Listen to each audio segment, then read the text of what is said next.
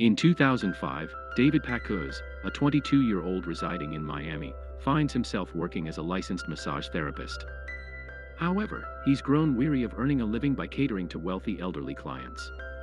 After dropping out of college after just one semester, experiencing a rift with his parents, and either quitting or being let go from 6 different jobs, his career prospects are bleak. His attempt to invest his life savings in high-quality bedsheets for resale to retirement homes has also flopped, as the owners show little interest in enhancing the quality of life for their residents. One day, at a funeral, David unexpectedly reunites with Ephraim Diveroli, his childhood best friend, whom he hasn't seen in years. Ephraim had been living in Los Angeles with his uncle, working in the arms trade until a betrayal led him to leave and return to Miami to launch his own venture, AEY. While catching up, they decide to buy some marijuana, but Ephraim falls victim to a scam by some thugs near his dealer's place. In a fit of anger, he retrieves a machine gun from his car and fires it into the air, sending everyone scattering in fear. David is quite taken aback by Ephraim's boldness, especially since he's grown weary of the negativity from others and has a deep admiration for those who assert themselves. The next day, he pays a visit to Ephraim at his office, and his respect for him deepens as he witnesses Ephraim skillfully impersonating an army officer to uncover the contracts his competitors are pursuing. Ephraim's business isn't limited to online gun sales, he also supplies the US government, which proves to be quite lucrative. As friends, Ephraim decides to give David a glimpse into his operations. Ephraim shows David a public government website that lists all military contracts available for bidding. While major corporations scramble for the high-profile contracts, Ephraim focuses on the smaller ones that often go unnoticed. However, even these minor contracts can be worth millions when dealing with the Pentagon. After enjoying lunch with Ephraim, David returns home to the life-changing news that his wife is pregnant.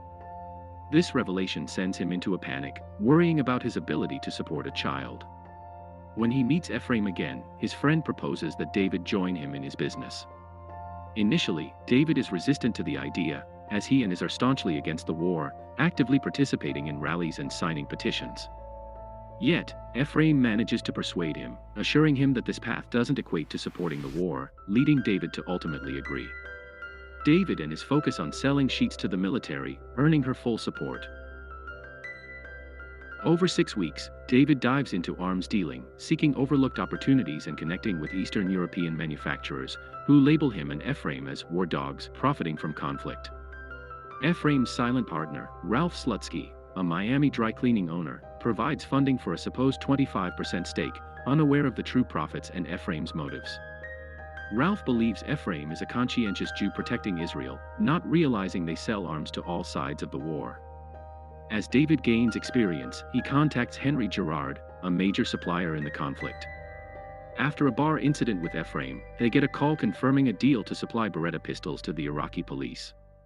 Shortly after, David and his learn they're having a girl during an ultrasound, but their joy is interrupted by a call from Captain Philip Santos about new legislation banning arms shipments from Italy. Unaware of the law's implications, David lies to Santos, claiming they have everything under control.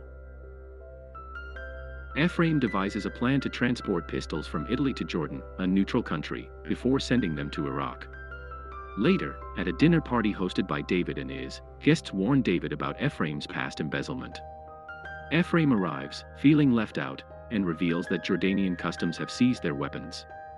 Captain Santos threatens to cancel their contract if they don't resolve the issue quickly, risking their future business. Is overhears and is horrified to learn of her husband's involvement in arms dealing, but David must leave for Jordan immediately. Upon arrival, they find no help from the embassy due to expired permissions. After bribing locals to release their cargo, they hire Marlborough, a skilled smuggler, to take them to Iraq. Despite David's anxiety, Ephraim assures him of a smooth journey. At the Iraqi border, Marlborough bribes the guards with cigarettes, allowing them to pass without incident. David and Ephraim fall asleep, only to wake up at a deserted gas station. Marlborough refills the gas can. David receives a call from Iz, who expresses understanding of his job's pressures and asks him to promise never to lie to her again. He agrees but abruptly ends the call when he sees armed insurgents approaching. David alerts Ephraim, who quickly starts the truck with limited fuel. They can't wait for Marlborough, so he runs after them, leaping into the back to refill the tank on the go. As the insurgents open fire, they fear for their lives, but the American army arrives just in time to drive the attackers away. They reach the military base safely, impressing Captain Santos with their survival through the triangle of death. After taking selfies with their cargo, they receive payment and are escorted to the airport by soldiers, ensuring their safe departure from Baghdad. This successful venture boosts their company's profits and visibility. They buy identical Porsches, acquire 2 apartments in the same building, and burn all the sheets David had bought in bulk. Ralph, thrilled with his profits, increases his investments, allowing the company to grow and hire a team for new opportunities. This success lets David spend more time with his newborn, though Ephraim's instability worsens. One evening, David discovers a military announcement about the Afghan deal, a massive order for 100 million rounds of AK-47 ammunition. They decide to attend Vegas X in Nevada, a military technology convention, but the trip becomes a fiasco. Managing logistics for such a deal would be overwhelming for their small company. Later, while playing cards at a casino, David meets Henry Gerard, a prominent arms dealer. After picking up Ephraim, they discuss the deal over dinner. Henry reveals he can fulfill the entire order through his connections in Albania, which has a surplus of weapons from a failed Western invasion. He is eager to offload the stockpile before it becomes scrap, and he has access to the entire operation. Ephraim feels the offer is too good to be true and questions why Henry isn't pursuing it himself. Henry reveals he's on a terror watch list, preventing him from dealing with the US government, which unsettles David. Ephraim convinces David to proceed, reminding him they've dealt with similar individuals before. They travel to Albania to inspect the cargo, meet their driver Bashkim, and confirm the bullets are functional. Satisfied, they return to Miami and win the deal after a 5-month wait. However, the government requires thorough vetting, prompting David and Ephraim to scramble for paperwork. After a successful meeting with military procurement officers, Ephraim is furious to learn they could have charged over $50 million more. When David tells us he'll be in Albania for a month, she surprisingly takes it well, likely due to her own plans. However, her mood shifts upon discovering photos of David in Iraq, revealing his dishonesty. David promises this will be the last lie, but is counters that she knows about the money he stashed under the sink. Iz leaves with the baby, fed up with lies. Before heading to Albania, Ephraim gifts David a gold grenade as thanks for his sacrifices. David presents a partnership agreement, and they sign it, though Ephraim seems unhappy when David stores it in his desk. In Albania, David is assigned Bashkim as his driver and tries to contact Iz, but she ignores him.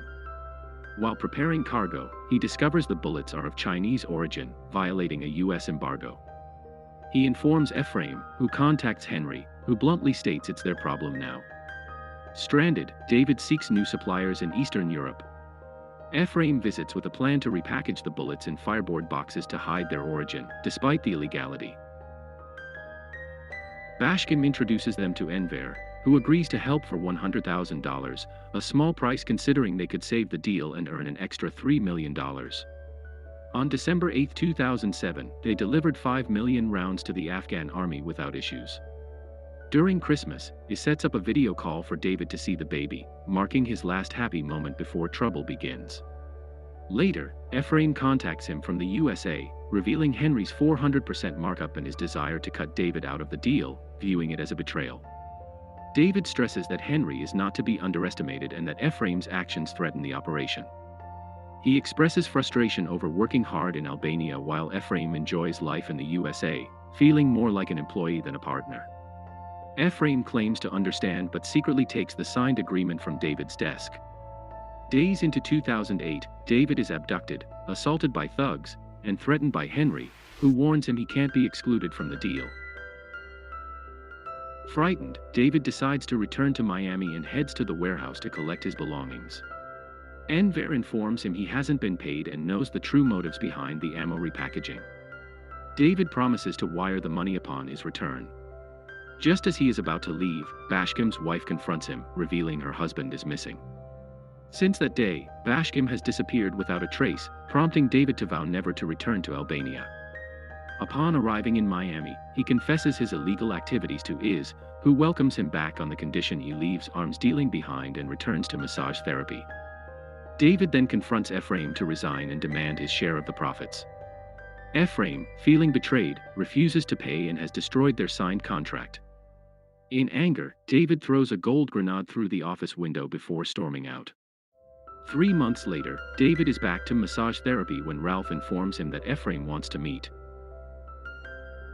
At the diner, Ephraim offers a mere $200,000, infuriating David, who vents about the illegal activities funded by his investments and mentions he has incriminating evidence on his laptop. Ephraim, however, remains unfazed, warning that exposing him would also implicate David. The meeting ends unresolved, and soon after, David receives a call from the New York Times about the repackaged Chinese ammunition.